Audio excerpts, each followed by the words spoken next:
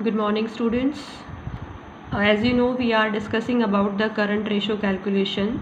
So, further few examples are also related with the current ratios. But before discussing these example, I would like to discuss with you another ratio, quick ratio. You can call liquid ratio और acid test ratio. आप इन तीनों में से इसको किसी भी नाम से जानते हो, quick, acid और liquid test ratio, and the formula is to calculate quick ratio liquid acids by current liabilities. Liquid acids क्या होते हैं? Liquid acids equal to current acids, जो भी आपके पास करंट एसिड्स हैं, अगर मैं उसमें से इन्वेंट्रीज हटा दूं और प्रीपेड एक्सपेंसेस हटा दूं तो वो मेरी लिक्विड एसिड्स होंगी. लिक्विड एसिड्स का मतलब होता है कि आप कितना क्विकली अपनी करंट एसिड्स को कैश में कन्वर्ट कर सकते हो. आप सिर्फ उन्हीं एसिड्स को लिक्विड में कंसिडर करते हो. तो इन्वेंट्री ऐसी एसेट है जिसको हम फोर्सफुली कैश में कन्वर्ट नहीं कर पाएंगे, इसलिए वो करंट एसेट से डिडक्ट हो जाती है to find out the liquid asset. और प्रीपेड एक्सपेंसेस कैश में कन्वर्ट ही नहीं होते, they are paid in advance. So these are also deducted from the current assets to find out the liquid assets. So this is the formula of quick ratio liquid assets by current liabilities. Liquid assets को आपने ऐसे compute करना है. Now we are moving toward the problem of current ratio. Here is a one problem. Calculate current ratio. आपको current ratio calculate करना है. If informations are these: working capital 45,000, total debts 1 lakh, long term dates 70,000. आपको क्या compute करना है? Current ratio compute करना है. So first of all you have to write the formula of current ratio. Current ratio formula is CA. It means current assets by CL, current liabilities.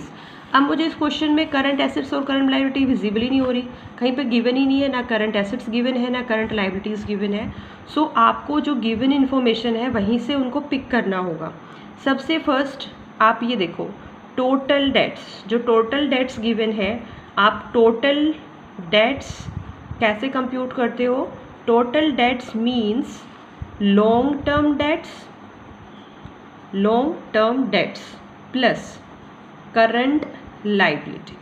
अगर आप इन दोनों को ऐड करते हो तो टोटल डेट्स आते हैं. अब हमारे पास टोटल डेट्स कितने हैं? 1 लाख हैं. और out of 1 lakh we know about the long term debts. हमारे पास लॉन्ग टर्म डेट्स कितने हैं? 70,000 है. So we easily compute the current liabilities here. अगर आपकी टोटल डेट्स 1 है, उसमें से 70 लॉन्ग टर्म्स हैं, इट मीन्स जो रेस्ट रह गए वो करंट है.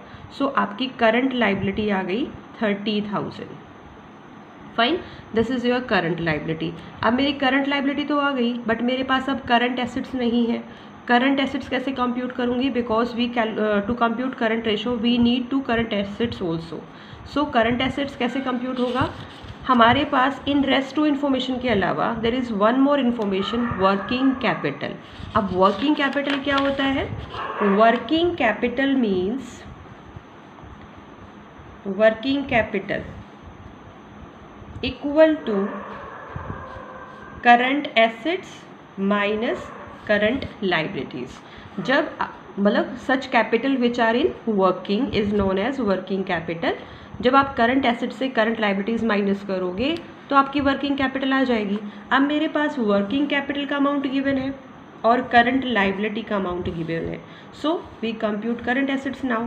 The amount of working capital which is given in the question ₹45,000. आपकी वर्किंग कैपिटल 45,000 है, but we don't know the amount of current assets. इसको रहने देते हैं. बट CL तो भी मैंने पीछे निकाला 30,000. ठीक है, तो आपकी करंट एसेट्स क्या होगी? Current assets equal to 45,000 plus 30,000. आपकी करंट एसेट्स आ जाएगी 75,000. अब मेरे पास करंट एसेट्स भी है और करंट लाइबिलिटीज़ भी है. Now I can easily compute current ratio CA by CL. Put the amounts of CA, it is 75,000, and put the amount of CL, it is 30,000. You can calculate CR. Fine. Now come to the next problem. Our problem is compute current ratio, आपको फिर से current ratio compute करनी है। And now in this problem we have working capital, WC means working capital. Working capital is ₹6 lakh. We have 6 lakh working capital. Trade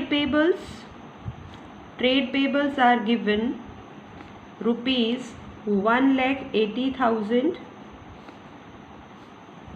Other current liability ₹20,000. आपको क्या find out करना है? CR find out करना है। Again to find out the CR we need current assets as well as current liability, मुझे दोनों चाहिए। अब आपके पास अदर करंट लाइबिलिटी है और trade payables also the part of current liability. Trade payables are creditors and BP, so these are also current liabilities. दोनों का addition आपकी क्या आ जाएंगी? करंट लाइबिलिटीज आ जाएंगी। So add these two particulars to find out the current liability, total current liability we add these two trade payables plus other current liability. So 1,80,000 plus 20,000 are current liability will become 2 lakh। ये मेरी current liability आ गई, ठीक है। How to compute working capital, current assets now? We have working capital, मेरे पास working capital है और working capital कैसे कंप्यूट करना है? वर्किंग कैपिटल कैसे कंप्यूट होता है?